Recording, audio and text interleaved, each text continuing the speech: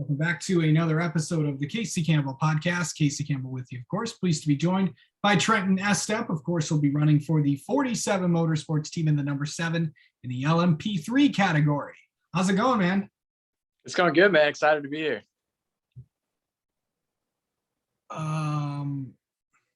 So let's talk about the Rolex 24 for a second. How exciting is it to run the Rolex for your third time? Yeah, I mean, I think it's the biggest race of the year.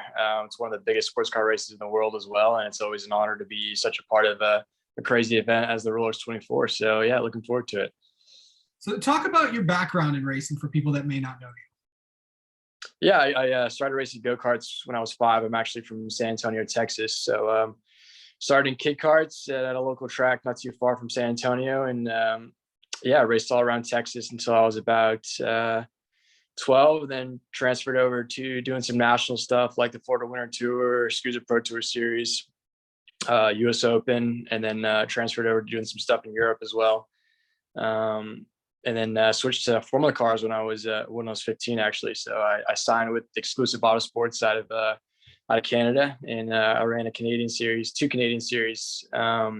2016, which I was actually fortunate enough to win my first year. So it was a good 2016 for me. And then after I finished with Exclusive, I got an opportunity to race for JDX Racing in Jeremy Dale and Porsche GT3 Cup, and then did that for 2 years and was fortunate enough to win the championship in my second year. And then yeah, just kind of been doing all kinds of stuff after that, doing some stuff in the Middle East and stuff in Europe as well. And yeah, I'm back running prototypes for 47 Motorsports for the Rolex 24.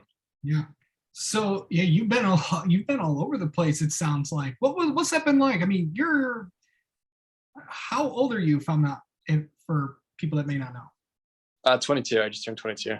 Nice. And you've done all this at such a young age. What's that like to do, travel around the world and go racing and all that? Yeah, it's surreal. I mean, it's a dream come true, really. I mean, ever since I started go-karting, it was my dream to drive race cars and to do it around the world. And I've been fortunate enough to do that. So it's been a huge life experience, and it's been one heck of a journey.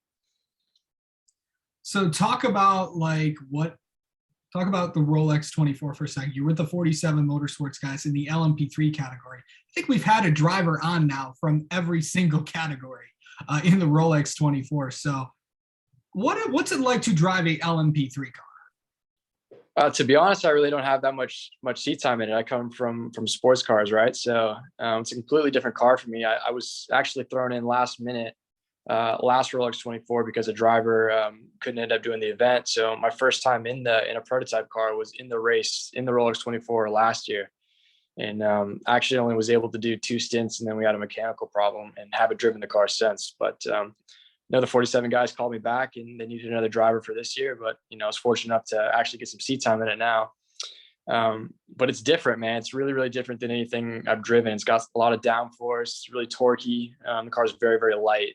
So it's just it's a new driving experience for me. But I've had a lot of help from a great team behind me, and yeah, it's been learning good actually. We were P1 in the night session actually for our last dry session in the Roar. So yeah. So how does one? I knew you've raced in this race so many times.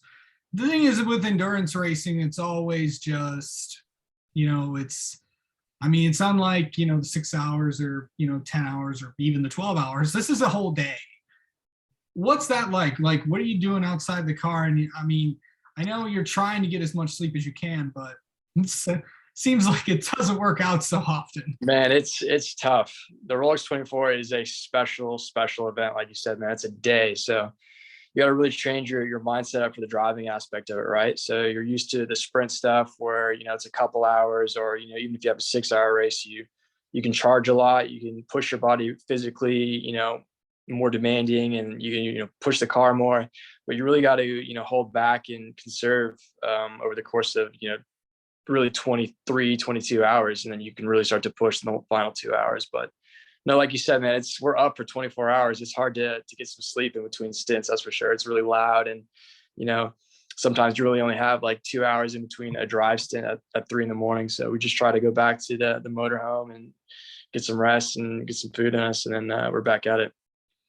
So, so I know that what are we expecting from this race? There's going to be 60 to 62 cars in this race. I can't even remember how long it's been since that happened, or if it's ever happened. But what's it going to be like trying to navigate all those cars? Because you got LMP2s, and then you got those DPI cars coming at you, and plus you're also trying to get around GT traffic as well. Yeah, man, it's going to be tough. Like you said, it's a huge turnout. I don't think we've had over 60 cars in the past 5 years, so it'll be something new.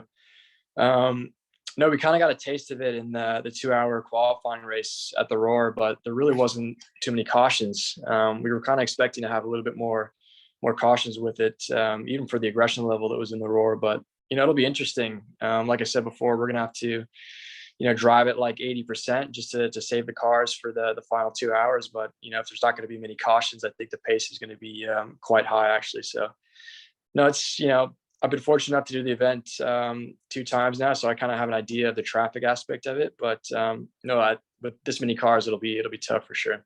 Yeah, absolutely. All right. Oh, one more thing. I've asked everybody this that I've talked to get ready for the Rolex. What do you have to do? What's the biggest key you think to get it done at the Rolex 24? Oh man, stay out of trouble. Stay out of trouble. Be consistent, and just stay clean. I think we'll be there for the end. All right, Trenton. Thank you so much for coming on, and good luck in the Rolex 24 Daytona this weekend. Thanks, man. I appreciate it.